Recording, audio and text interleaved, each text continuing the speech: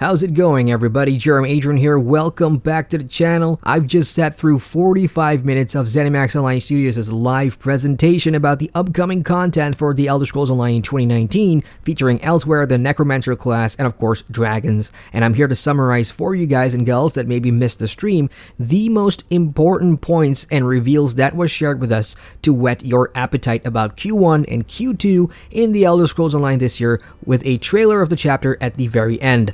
Let's begin with some general information. 2019 is ESO's 5th anniversary, and to celebrate, the studio decided on dedicating the entire year to feature one consistent and cohesive storyline throughout the year that centers around a single theme, and that is of course dragons. That means each quarter will have a content drop, and we know Q1 will be a dungeon DLC, Q2 will bring the Elsweyr Chapter, in Q3 another dungeon DLC, and finally in Q4 a story DLC like Murkmire or Clockwork City. Q3 and Q4 didn't get much coverage on stream, so we'll have to wait for E3 this year to learn more. Let's begin with Q1 2019 and the first dungeon DLC titled Wrathstone. This DLC contains 2 dungeons, which are Frost Vault and the Depths of Molitor. Both are story heavy, and players will experience the premise of what's coming for the rest of the year. In these 2 dungeons, Abnor Tharn returns, as most of you will know, and enlists your aid and that of the Khajiit we see in the teaser trailer, whose name is Chimera, to track down the 2 halves of the Wrathstone tablet, one in each dungeon. Players will encounter challenging fights and familiar enemies, and most importantly, witness a grand fuck-up by both Abnor Tharn and, well, by you. Just so you know, unleashing the dragons in the world is kinda your fault, which I find super interesting. There isn't a release date for the Wrathstone DLC, but expect it really soon. Next up, we have so much juicy details about the Elsweyr Chapter dropping in Q2, and the tentative release date is set for a 4th of June release. So here's a brief summary about the story of the chapter and why we go there. So in Q1, we know we messed up in the dungeons and unleashed dragons unto Elsweyr, so they've become a problem. On top of that, Imperials are invading Elsweyr with a necromantic army, and our job is now to help the Khajiit, well, survive with the help of a few returning characters, like Razumdar, of course, who has a cameo, Abnor Tharn again, and Sir Caldwell, which is pretty exciting because this chapter will reveal who he was before he became soul-shriven, like when we first met him in Coal Harbor 5 years back. As for dragons, ZeniMax Online Studios worked very closely with Bethesda on Elsweyr, specifically on dragons, to make sure they got the feel right. They are meant to be tough and impossible, mythical creatures to beat, and they will require plenty of other players to take down, since not everyone is a Dovahkiin, but no details about landscape dragon content besides the fact that we do see them flying around in the world in this preview clips. However, we do know that there will be a trial involving a huge dragon boss, and we'll talk about that later on. So in Elsweyr, players will learn more about the Khajiit and their relationship with the moons, and how they rose from 16 different kingdoms into what they are today as part of the Aldmeri Dominion.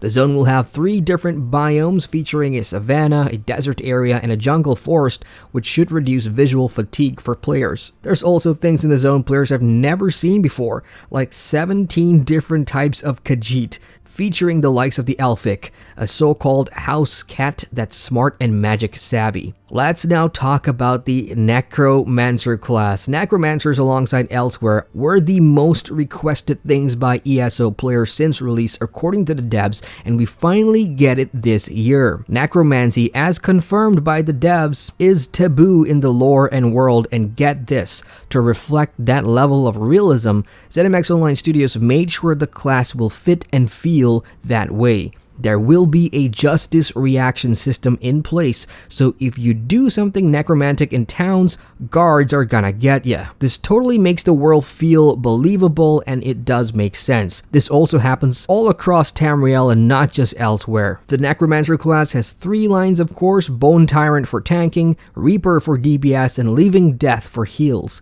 The class is easy to pick up according to the devs, but has a high mastery curve, which sounds pretty interesting. The class relies relies on pets as you'd expect, but unlike persistent pets, the Necro uses them for nuking skills, so these abominations explode or disappear upon enemy impact. Another cool class mechanic teased is the ability to consume nearby corpses of everything to power up your class abilities. One example they shared of what the class can do is in the tanking line, where one of the ultimate skills lets you turn into a massive bone colossus. Oh, and by the way, there will be a free character slot for everyone with the release of the Necromancer class, and expect an increase to the character cap per server as well. So that's the bulk of what was shared about the content that we know is coming, but that's not the end. We have more updates too, beginning with PvP. PvP is getting some love, especially in Cyrodiil, where players can expect a new artifact weapon system. To make Alliance War more fun and interesting, Shaggorath will be spawning rare weapons from his vault randomly into the landscape, and all players in Cyrodiil will be notified whenever that happens. Players who find and pick up that weapon, or successfully pick up that weapon amongst the Zerg that's going on, will have incredible power, so your entire skill bar will change to 6 new abilities, and these abilities are so powerful they can counter Emperors, of course, which is the whole idea behind artifact weapons, but there will be a catch. For example, the first weapon, which is called Valendrome, I hope I'm pronouncing that right, you need to constantly feed it by killing players, and if you don't, then it's gonna eat you instead. That aside, Imperial City will also be its own campaign this year, and this will be done to remove overhead and improve PvP performance overall moving forward. Now let's talk about Pve Trials, and the new one coming is called Sunspire, and as you'd expect, it's all about dragons. Sunspire will be a full trial, so expect a longer than usual length featuring multiple bosses, and get this, each boss fight will have its own unique hard mode, which should please veterans looking for challenging content. And the final 2 massive updates revealed in the livestream are, firstly, a new zone guide. This is a new tool to help players figure out what to do in a zone via a new UI on the map screen that's totally interactable, and players can get a brief synopsis of the zone story from it, and it can even help you find where you last left off in the story or hunt achievements you haven't done yet. This sounds like a great quality of life feature, and I welcome it very much. Speaking of quality of life, there's a new Guild Trader UI revamp, like freaking finally. ZeniMax Online Studios has redesigned the auction house UI with functions like recent searches and search by text, and a bunch more, and even console players will get this working with controllers, so massive improvement here. That is just about all the most important points I'm highlighting from the stream itself, so before I go, some important things to note. You can pre-order the chapter right now on the website to receive the new mount and all the other good stuff that comes with it, but no physical edition this year, only digital. And before I go, I'll play the cinematic trailer for you guys, which actually gets a part 2 at E3 this year, and I gotta say the quality of the cinematic trailer is just amazing, and what you'll see is a compressed and low quality version, but trust me, ESO has leveled up in that department, and I'm really hyped for the new chapter because of it, and I'm super impressed. Holy shit, ESO, I cannot wait. Take my money. That's it from me, you guys. Let me know what's got you excited from today's reveal stream in the comments below. Smash that like button for the love of ESO, and feel free to subscribe to the channel for more vids. Once again, I'm Adrian, and I thank you for watching.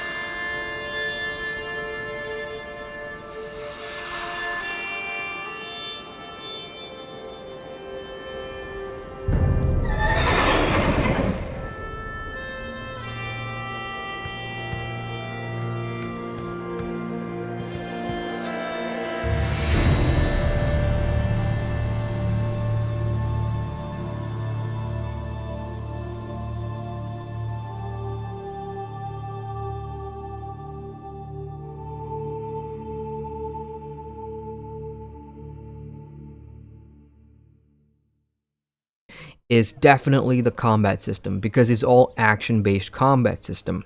And then for boss fights, throughout the entire fight, it becomes reactive. All right, what am I doing now? How am I going to bounce back if I get hit and knocked down? Then you have to retaliate with a retaliation skill. So it's got a pretty in-depth combat system based around this action combat.